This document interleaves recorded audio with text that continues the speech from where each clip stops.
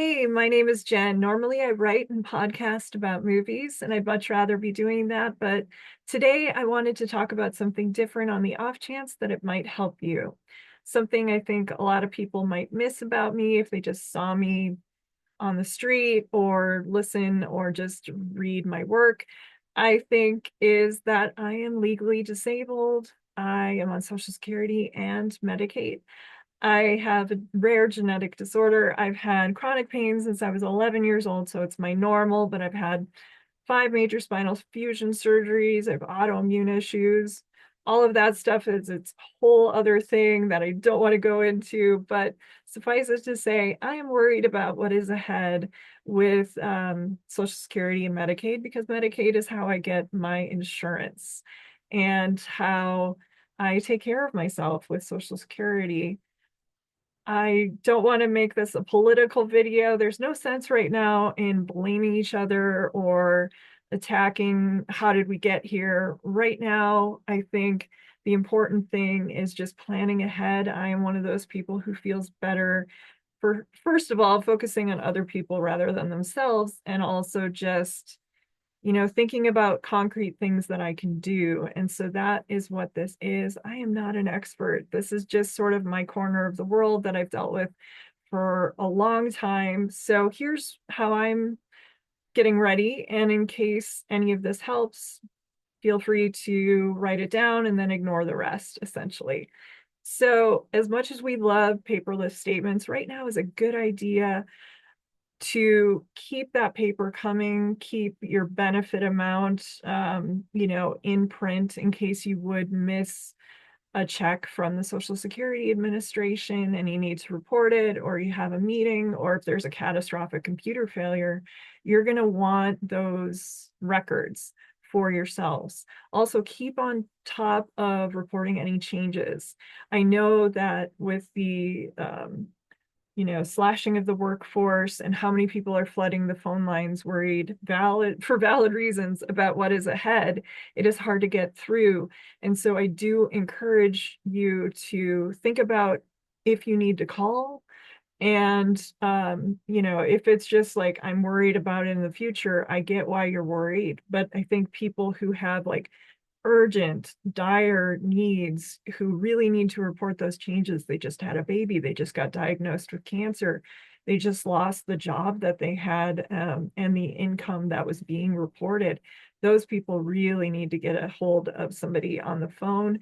And so I would kind of hold off on the calls, ask yourself, is this something that needs to get done today, before you make that phone call for sure. And right now, it is, yes, important to have a hard copy of your statements. Other hard copies of things that you might want are any medical records that are extremely important to your case and just your own health or your own well-being.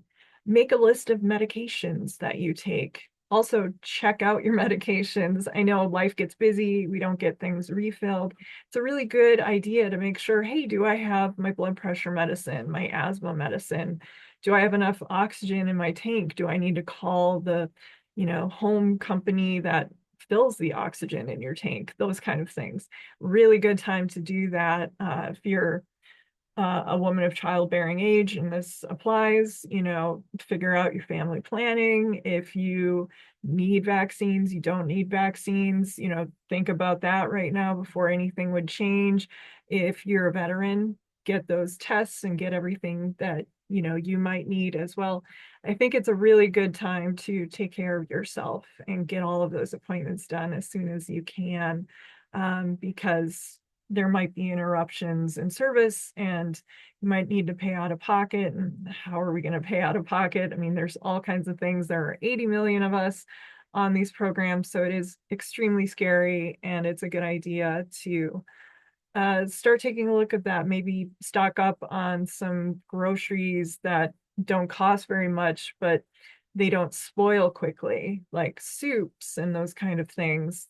Easy to make if you're disabled, and you might start missing medications that help you with inflammation and opening jars and things. Just start thinking about how am I going to function And that's a good way to start taking some steps. Patient portals are amazing things. Sign up for patient portals. I think that's a valid way to get in touch with your doctor quickly, provided the portal works. But something to keep in mind again is to have those really important records at home. Also, keep an eye on how you're interacting with these companies and these health offices. Don't scream. As stressful as this is going to be, everything is going to go in your chart. Be careful what you write, be careful what you say. Um, also keep an eye on your chart.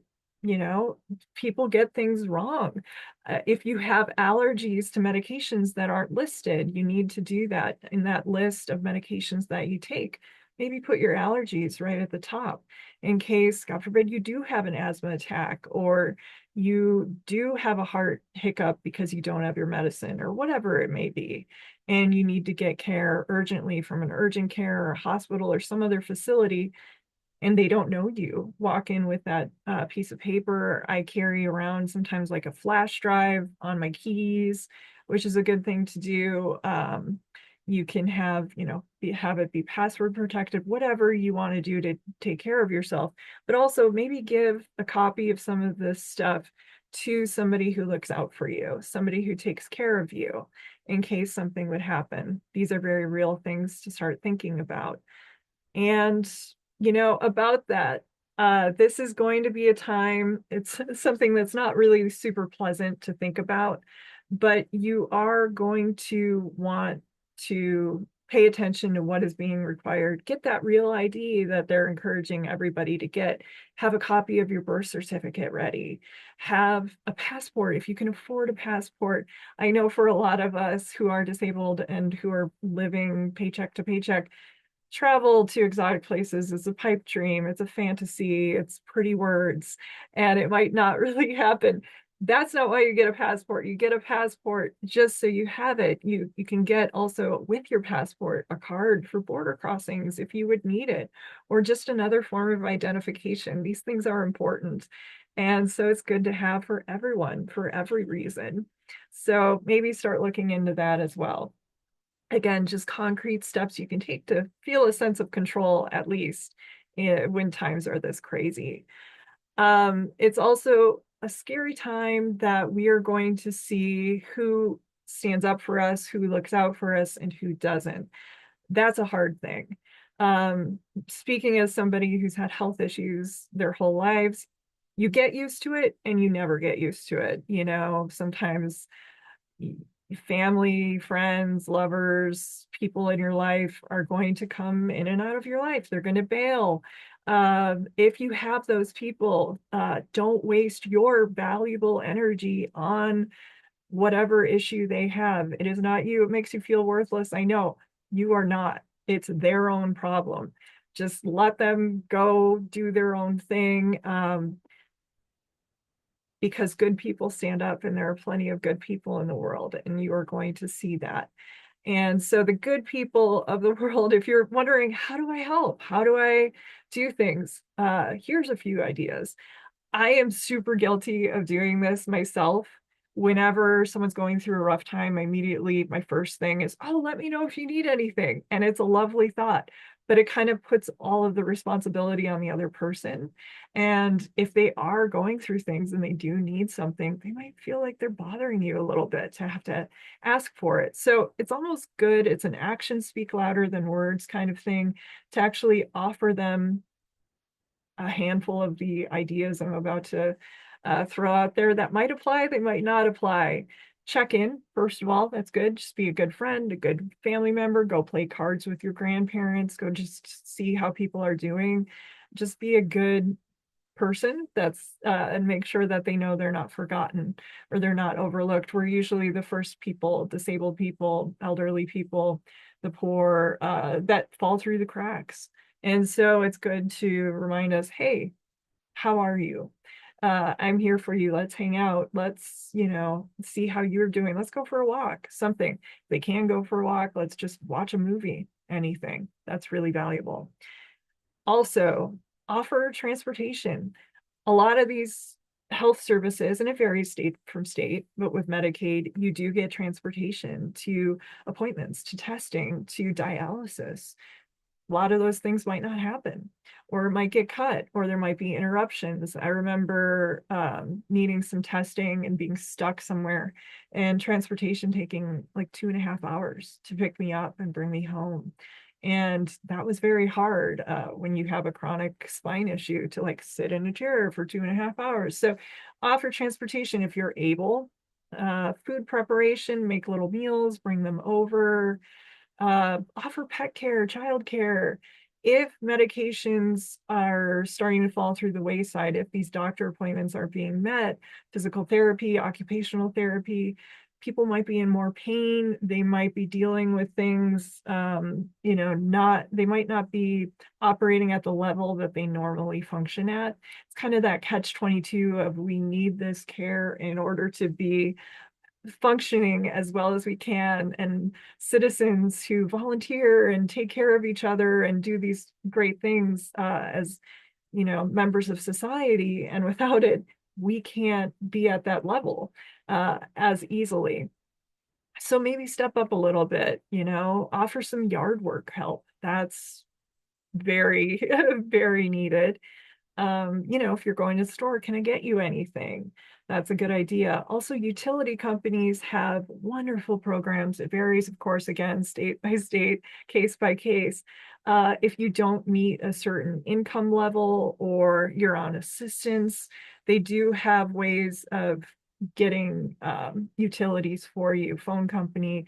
I live in Arizona, so I'm very worried in the months ahead about, senior citizens. We need to make sure we're keeping the power on, the lights on, the air conditioning on. So offer to make these calls and help them get on these programs, and hope these programs stay. There are about 80 million of us on Social Security and Medicaid. I know it's hard to think about, but if we become a drain, essentially, we hope these companies will keep offering these programs, just like we hope the marketplace offers insurance that will cover people with pre-existing conditions, because that's an issue. I remember when I first started looking for, when I thought I could really, like, let's try to work a full-time job. I tried again and again and again, and pain just kept getting in the way. But I had companies who made me feel really bad about my medical issues, like, you're going to bankrupt the company if you get on the insurance, or our insurance won't even cover you because you have these pre-existing conditions that you're born with that are through no fault of your own, or things you had as a child, or whatever the issue is. Even pregnancy on a lot of insurances is a pre-existing condition, that kind of thing. So hopefully, these maybe help out, maybe try to find these other insurances, hope they're affordable, hope they cover people.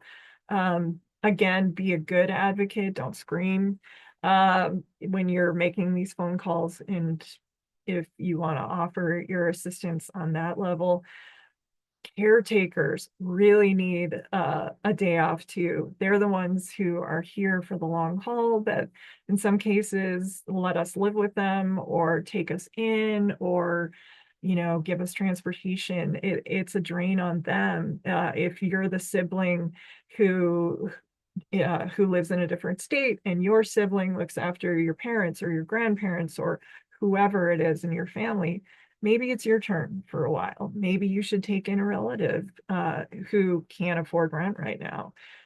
These are questions you're going to have to ask yourself. Again, it's very hard. We're going to find out the people in our lives, who has your back and who does not have your back. And it can be very hard, like I said, but there are great people out there, and thank you. I love you guys for being those great people. And thank you for that. I know overall it's extremely overwhelming. I didn't want to make this a political thing, and I know there are people who are reporting on the story and protesting and doing all kinds of stuff like that, and that's wonderful. But these were steps that I thought you might want to start taking, just for your own peace of mind, or thinking about the future and how you might be able to help others. So I hope this was valuable. Again, I'll get back to talking about movies and stuff in just a bit, but I could not speak up essentially. So thank you very much. And, my heart goes out to everyone. And yes, so take care.